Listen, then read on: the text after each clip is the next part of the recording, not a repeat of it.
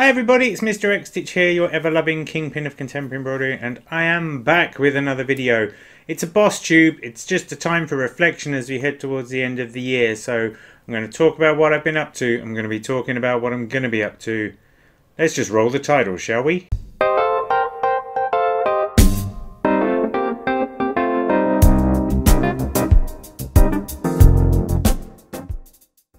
Yeah, so how are you everybody? It's lovely to be back on your screens again. I realise I've had a couple of weeks off and there's valid reasons for that. It has been hella busy, can you believe? I mean, my life is generally quite busy, what with 2 days a week looking after my daughter, trying to have weekends with a relative amount of normality, trying to do sleeping from time to time so that I don't just work every evening until I drop. But, yeah, there's been a lot going on. Biggest news, I guess, was the completion of the Standen Winter Tree Bauble project, which was absolutely amazing.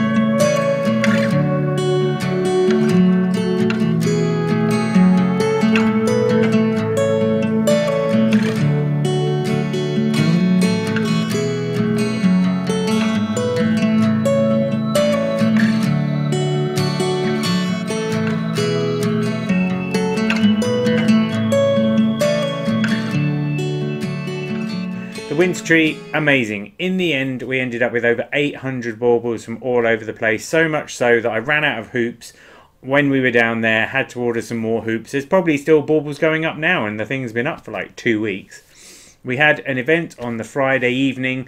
I did a talk. I got very emotional because, you know, there was a lot of love in that tree, and it's very true. Everybody who made a bauble was basically offering up to an act of love and kindness, and it was absolutely beautiful. It was great as well. The presentation was to groups of people who'd been involved in some of the workshops that we'd run down in East Grinstead, so it was lovely to see familiar faces. And then afterwards everybody got to pour out, have a look at the tree, take photos of themselves in front of it, see if they could find their baubles and all those sorts of things, and it was just terrific really. It was, the tree looked exactly how I imagined it would do, and you know, when I started doing this back in March I had no idea how it would look, but it looked absolutely beautiful, and it had my big X lantern on the top of the tree looking badass as well. Ironically, within about 5 days of the tree going up, the winter weather took care of the lantern and it got pretty nailed. There were some gales in East Sussex and basically they took the lantern down because it was looking a bit crap.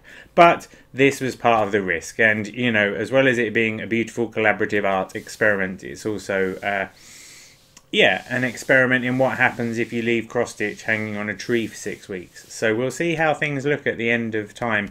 I know that some of the sap of the tree has been running onto some of the baubles with the weather and stuff, you know, but you know, this is part of it. One of the beautiful things about the tree though was, you know, Standen is an arts and crafts house. It was built in the late 1800s, you know, at a time when, you know, they didn't have lots of modern technologies and stuff. In fact, they were one of the few houses in the local area that actually had kind of lights and light bulbs at the time with beautiful bespoke fittings and stuff like that. And the great thing about the tree was just, it looked in keeping with the context. All of the things on there being handmade, Obviously there were some LEDs on the lantern, but when you looked at the tree in the daytime and you saw this handmade goodness, it could have just as easily been put up in the 1800s, you know. It just looked really great. It just, yeah, I can't honestly express how grateful I am to everybody who took part, particularly those of you via YouTube, people who coordinated with Michelle, sent things down. You know, it's just been terrific. And, you know, it goes on at Standen until the 6th of January. So get in there if you can, see it before Christmas, because I'm sure by the 5th of January it's probably going to be looking a bit ropey. But amazing project, lovely thing to have done this year. Really glad, really grateful to Standen for having given me the opportunity to do it as well. So that's been great. In the world of XStitch, issue 6 of the magazine has just gone live, our first digital-only edition, and yeah, it's pretty groovy. The theme is mixtape, which basically means there's no theme. So we have 15 different patterns from different people around the world, familiar names, some good old favourites there, and even introducing works by ABC, YouTube's very own Arlene Cohen with her Egyptian mixtape, adding a bit of classic design in amongst all the other bits and pieces. There are some really cool patterns in there. I'm really proud of it. There's a great article about Oh So Nerdy, who stitched 82 cross-stitch pieces for an art installation earlier this year. So we've got an article by him as well as all the usual goodies. It's digital only format. You can find it at XStitch Mag. Just look for issue 6 in the digital magazine section and you'll get immediate download on that. It's good. I'm pretty pleased with it. I'm also very relieved to have got it out. There's been a lot of, you know, work involved in changing everybody from print subscribers to digital subscribers, but we've managed to do it and it all seems to have gone according to plan. I'm sure there's quite a few people who are still quite surprised that they haven't got a print edition, despite me sending 2 emails to them to remind them, but you know, I'm sure they'll find out at some point. But yeah, it's been good to get that done, so I feel like having done the tree, done the magazine, like that's the end of my major projects for this year.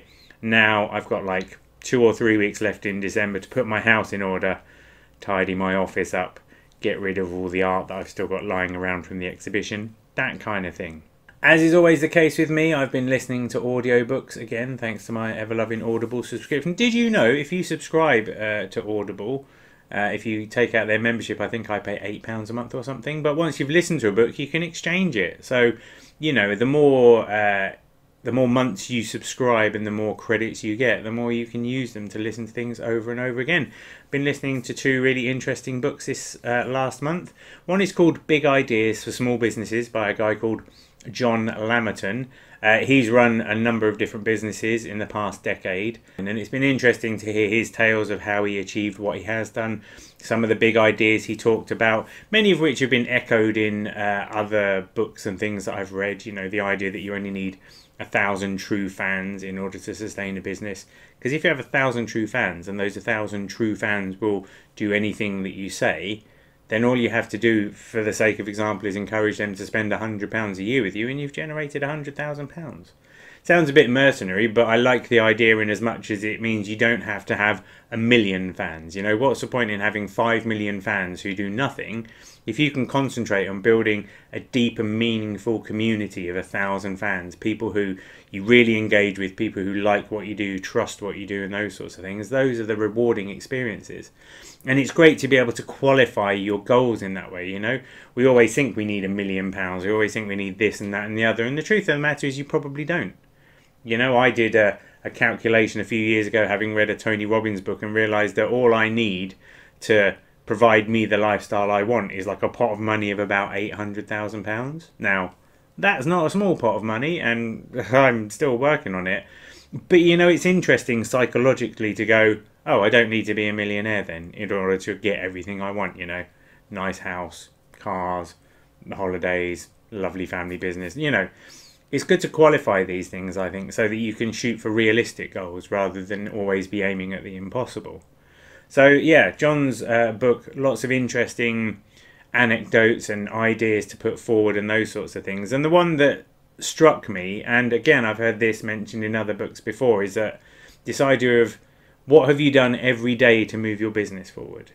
You know, what things are you doing to create more income, to make more profit, to make your business grow each day? Because there's a lot of things you can do as a business person that are procrastination. They just feel like you're doing something because you're creatively procrastinating. I remember spending a day once redesigning the logos for my website. Pretty much a pointless waste of time. I felt really enthused because I was putting my creative juices into something in a time when I probably should have been doing something like bank reconciliation. But ultimately, procrastination didn't make me any extra money, didn't make my business grow any, gave me a few logos, which upon reflection were a bit crap anyway. But it's quite easy to spread yourself too thinly, or to take on too many ideas and projects of things that you think you need to do. Whereas actually sometimes all you need to do is like concentrate on, what does my business do? What's the core to my business? And what am I doing to make that core grow? And that has had quite a profound impact on me and made me think quite a lot about the things that I'm doing and the way that I'm doing them. And I'll come back to that in a minute. But yeah, if you are a business person and you're only, working with yourself, every day try and make sure you've done something that actually will take steps towards making your business grow, because you can't expect it to grow by itself. The other book I've been listening to is called This is Marketing, and it's by Seth Godin, and you just have to go and read it, right? Seth Godin, I've mentioned his books in the past. He's a brilliant guy. He's got so much experience and he's got such a smart way of speaking. His writing is almost like the Zen of marketing. He distills things down and makes it quite clear and easy for you to understand what you need to do to be a successful marketer. His latest book, This is Marketing, one of the things he starts off by saying is that we're marketed to our whole lives.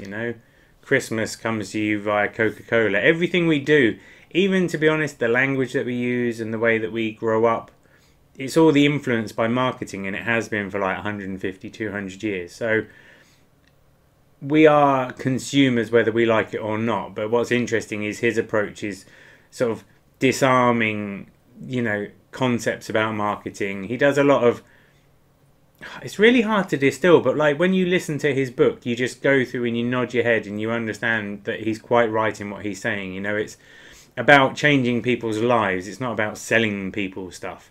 He makes one point where like civil engineers aren't phoning people every day to ask them if they want to buy steel beams. So many of the traditional things we consider marketing are just misguided principles that don't work anymore. And thanks to the internet, people can be a lot shrewder. But also because the internet provides us this unending resource, it's then important for us to maintain human relationships and underpin everything that we do with humanity, because that's what people respond to. So really good audiobook, like 7 hours, just really nice to listen to. I think it's going to be one of those ones that I listen to over and over again, because there's so much in there and it's all like common sense. But that's what Seth's brilliant at. He's just really good at distilling these things and making you understand, see clearly through all the hype. Whether you can then put those ideas into action is down to you, but he's definitely made it easier for you. So I completely recommend that. I'll put links to both of those books in the show notes. Going back to what John Lamberton had said in his book then, this idea of what one thing are you doing each day to make your business grow, it's fair to say that's had an effect on the way I think about things that I'm doing, particularly in terms of YouTube. Now, I love making YouTube videos. I've really enjoyed it. I've enjoyed the creativity of it. I've enjoyed learning how to use the video editing software. The last video I did, the trailer for XStitch issue 6, I really enjoyed making that. But sometimes I feel like the enjoyment of that is almost one of those creative procrastination things I was talking about before. And I think the thing is that I spent like 5 or 6 years investing my time and making sure on Instagram that I was posting things every day to grow an audience and stuff like that. And now I have an intern who supports me by posting on Instagram. And it's, it's done the job. I've got over 30,000 followers on Instagram, and that's fantastic. And I believe that YouTube is a brilliant platform to be building a brand upon. And so that's why I've been taking the time to make these videos and all those sorts of things. But for me, time is scarce. And one of the things I've realized in the past month or so is that I need to make sure I'm putting my energies into growing the core of my business, which is selling magazines, doing talks, working with schools, working with other organisations where I can go and teach people cross-stitch in interesting venues, go and do it in a way that has fun. I'm quite interested in working with businesses and helping them, if businesses have staff workshops for people and they want to teach mindfulness and those sorts of things, I'm quite interested in getting involved in those things, because those are good ways for me to generate a solid core of income for my business. much as I love making YouTube videos, it doesn't monetize, partly because of the way YouTube works, and I just don't have enough audience to gather the ad revenue. You know, I haven't hit that level yet. But it's just that thing of, if I only have so many hours per week and I'm spending some of my time making a video and editing a video, is that the best use of my time? Is that one thing each day that I'm going to do that's going to take my business forward? And this is what I've started to realise, is that it probably isn't. Like, I like doing this sort of thing, you know, I like doing... There's loads of different things I like doing. There's loads of different ways that I can do things that feel like they're making my business grow and have more value. But unless I can put a tangible figure on the income generated from those ideas, at this point in time, when my resources are stretched and my capacity is stretched and the income that I'm getting is just about enough to get by, I have to make sure I double down on the things that bring me in income. And so what this means, I think, is that with YouTube, I'm going to have to like slow things down for the time being in order to sustain the long-term capability of it. It's kind of the same as I did when I made XStitch into a digital-only magazine. Part of it broke my heart because I wanted a print magazine, but by removing several £1,000s worth of production costs, I've sort of improved the sustainability of the whole thing, because it means that I can pay myself and we can keep going. And it means that in the end, hopefully, I'll be able to produce print magazines somewhere down the line. And it's the same with the YouTube content. I need to focus, particularly next year, I need to focus on building my subscriber base. If I can get to 1,000 subscribers for the print magazine, things are great. I need to make that a priority. I need to make doing high value workshops and working with enterprises who will pay me to come and teach cross stitch to people, because that's a brilliant, you know, revenue generator. The amount of time it takes me to teach a workshop and the amount of income I can generate from that. These are important because I don't have much time, and so I have to make the best use of the time that I have. And so I need to focus my efforts on these things, producing the magazine, growing my audience, making sure I'm marketing to the right people about the products, getting myself out there, doing more talks and those sorts of things, so that then in the end I can bring somebody else on to help me do those things and I can get back to making YouTube videos. Oh yeah. Because, you know, that's what I want to do. Mr. XStitch, the YouTube channel, has got so much potential, got so many great ideas, things I've tried in the past year that I can see will work, and things that make a difference and are different to the other people doing floss tubes and stuff like that. So, but I think what it means in the immediate is that I can no longer sustain a weekly program of content, much as I would like to. And I sort of feel I owe it to myself probably to just do a monthly video. So I think what I'm going to do is just do like a monthly BossTube video as a way of documenting progress and the things that have been going on. And then, you know, produce ad hoc videos for the next time the magazine comes out and those sorts of things. And who knows, if I'm successful in what I'm doing, then you'll start to see more content because I'll have been able to get the other stuff done by people who can help me. But it's just one of those things I realise now, that like, time is short, I've got mouths to feed, I need to make sure I'm bringing in the money to feed those mouths and not just procrastinating in super creative ways. I think that's probably about all I have to say for now. I've had a heck of a year. At some point I will do a review of the year because there's been all kinds of crazy things that have gone on. But one of the most enjoyable things for me has been this YouTube experience and talking to people and getting lovely responses from regulars, Kesler, Magdalena, people, Frosty. There's been a few of you who've always been around and I'm really grateful for you being there. Michelle, Bendy, McKenna. And I definitely will be on YouTube from time to time, of that you can be sure. And I'm definitely going to be all over the internet and all over the other places. But I just have to make sure that I do one thing every day that makes my business grow. And so that's what I'm going to do for now. Thanks for taking the time to watch this video. I do always appreciate it. If you like the video, please like the video. And if you haven't subscribed already, do subscribe to the channel because there will be more things happening of that, I promise you. I'd be interested to know if you've had any experiences like this. What things do you do every day to make your business grow? What kind of things do you do to focus your intent and make sure that your business is sustainable? Are you as prone to this creative procrastination as I am? It'd be great to hear from you. Let me know in the comments what you think about the video, what you think about the things I've been talking about. I hope you enjoyed the footage of the tree, and thanks once again to everybody that took part in that. I'd like to wish you all a very Merry Christmas, and I hope that we all have a spectacular 2019. 2018, if I'm honest, quite a mixed bag. 2019's going to be killer, I reckon. So until next time, everybody, happy stitching.